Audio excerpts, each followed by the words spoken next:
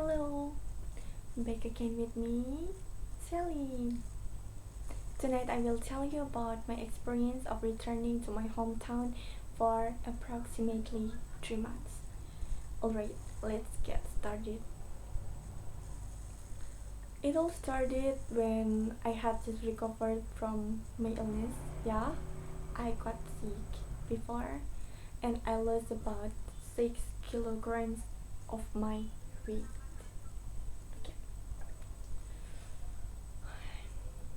At that time, I was on a phone call with my mom, and I said that during the semester break, I would go home at the same time to regain my weight. My parents agreed to my decision, thankfully. I took a train with three of my classmates to Surabaya using a train for about 7 hours. And we stayed at my classmates' friend's boarding house for a night. The next day in the morning, I left for, I left for the airport using an online taxi because my flight time was 9 a.m. at that time. And when I arrived at the airport, I had to wait in a long line to check in, and it turned out that my flight was half an hour back, jet lag. In addition, everything went smooth. Thankfully, I had made an appointment with the travel driver to pick me up at 3 a.m. At 3 p.m. Sorry, at the airport. So when I arrived at the airport, I had enough time to rest. I also had time to eat. So I'm okay. When the travel driver who picked me up arrived, we immediately left for my hometown along with some passengers as well. To be honest, it was quite tiring when I had to travel for about 8 more hours to arrive at my destination.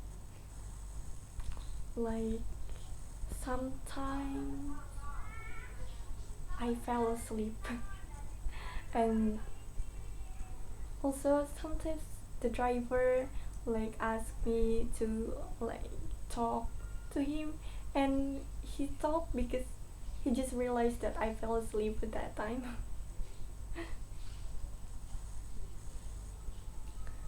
When I arrived home, I was warmly welcomed by my parents and siblings. Always. I lived my life normally like before I went out of town, work in a rubber plantation, and at this time I work with my sister. After she's finished her class every day and did many other things with them. I also had time to join my parents in planting rice in the rice field for almost a week. And to be honest, due to being in the hot sun for too long, my skin became tan.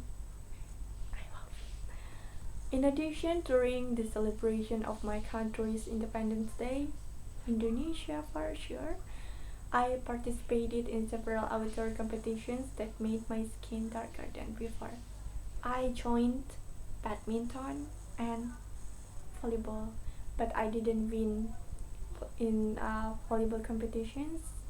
I lost. I lost, of course, but I won in badminton competitions. It's double female competitions. We are in the third place, at least, but I'm really grateful for that.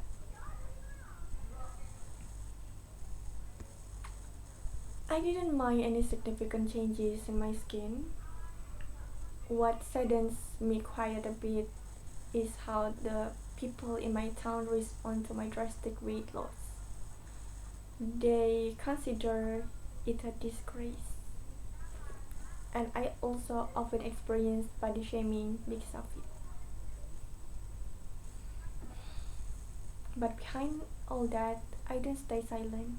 I don't allow people to be arbitrary with their words.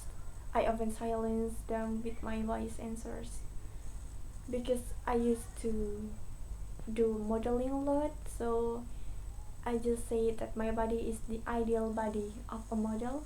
I can't be a model without having a body like this. And usually they just shut up after hearing the answer.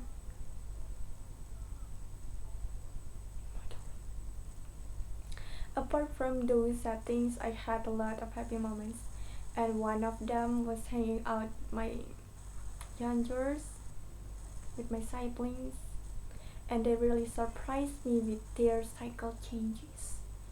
They were almost as big as me, almost as tall as me, especially for my sister. It really surprised me. I also often spend my days with my little friends, my little best friends for sure, and other good people. Okay, that's all the stories from me about my experience for 2 months in my hometown. See you in the next video.